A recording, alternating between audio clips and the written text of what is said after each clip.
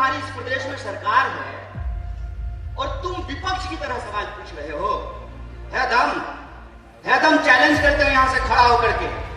इंदौर में दो गृह मंत्री है, चैलेंज करते हैं कि अगर हमने गलत किया है तो हमको इंदौर की जेल में डालो, अगर हमने गलत नहीं किया है तो देश को गुमराह करना बंद करो, देश से माफी मांगो, बकवास करना बंद करो।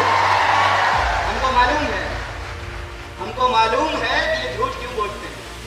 ये झूठ इसलिए बोलते हैं क्योंकि हमारे सच का सामना नहीं कर सकते। करेंगे हमारे सच का सामना। सच ये है कि इनका बेटा विदेश पढ़ने के लिए गया है, मामा का। और मामा के संदर्भ में मैं आपको बता दूं, मेरा नाम कन्हैया है और कन्हैया ने कंस का वध किया था और कंस भी मामा था। तो समझना पड़ेगा कि हम किस दौर में आज आकर के खड़े हैं।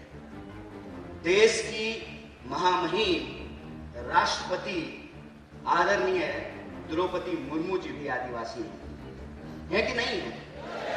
और आपने टीवी में देखा होगा, बड़े जोर शोर से कांग्रेस पार्टी पे कीचड़ उछाला गया कि हम आदिवासियों का सम्मान नहीं करते। बताइए, इस देश का इतिहास उठा करके देख लीजिए। पंडित जवाहरलाल नेहरू वो पहले व्यक्ति हैं जिन्होंने आदिवासियों के प्रतिनिधित्व को संविधान सभा में सुनिश्चित किया। और यह सुनिश्चित किया कि अंग्रेजों ने जिस तरीके से जंगल के कानून बना करके आदिवासियों को उनके जल जंगल जमीन से महरूम कर रहे हैं, जंगल जमीन पे पहला अधिकार आदिवासियों का होगा, ये पंडित जवाहरलाल नेहरू ने सुनिश्चित किया। आप इतिहास उठा करके देख लीजिए। और मैं प्रधानमंत्री की तरह इतिहास में फेल नहीं हूं, पूरा नंबर आया है हमको, इतिहास में पूरा नंबर आया है।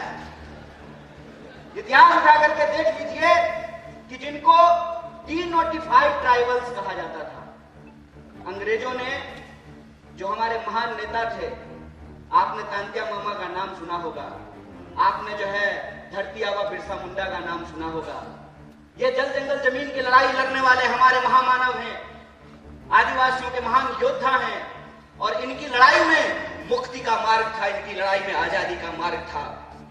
इस लड़ाई के चलते जो इस देश के मूल निवासी हैं, आदिवासी हैं, उनको ब्रिटिशर्स ने, अंग्रेजों ने क्रिमिनल घोषित कर दिया था। आपको इतिहास जानना चाहिए कि सबसे पहले पंडित जवाहरलाल नेहरू ने उसको डीनोटिफाइड किया, कहा कि वो क्रिमिनल नहीं है, इस धरती पे उनका पहला हक है, वो पहले नागरिक हैं, पहले अधिकारी।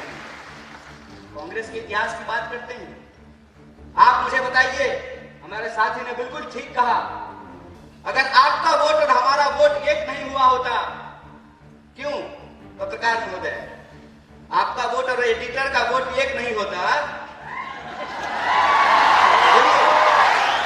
महिला और पुरुष का वोट एक नहीं होता, हेलीकॉप्टर पर उड़ने वाला और साइकिल पर चलने वाला का वोट अगर एक नहीं होता, तो जया साहब के पप्पा इंदौर का चक्कर लगा रहे होते।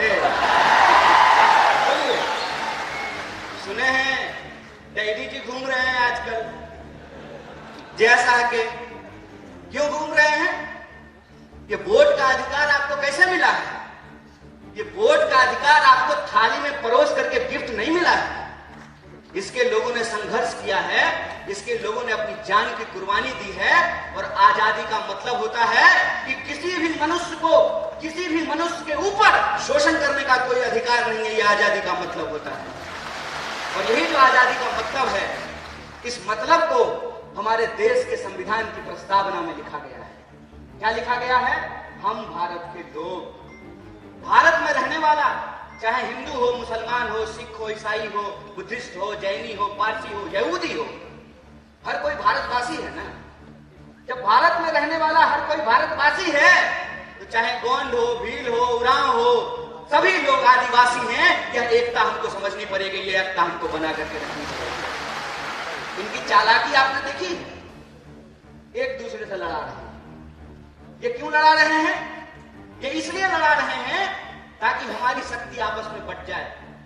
मणिपुर जल रहा है, मणिपुर में मणिपुर के रहने वाले लोग को ही आपस में लड़ाया जा रहा है और सरेआम आपके रूंगटे खड़े हो जाएंगे।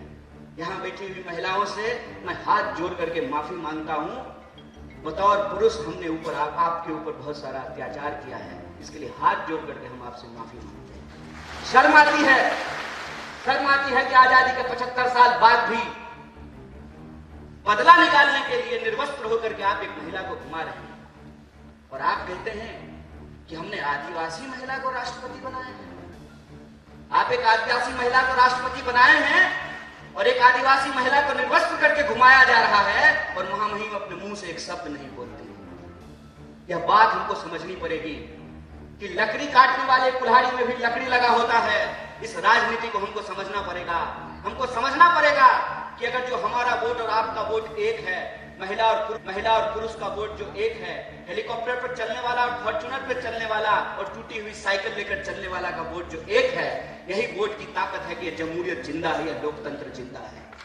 5 साल के लिए ही सही, 5 साल के लिए ही सही इनको जनता के बीच जाना पड़ता है, जनता की अदालत में आना पड़ता है और अपनी नाकामियों को छुपाने के लिए तरह तरह का झूठ बोलना पड़ता है।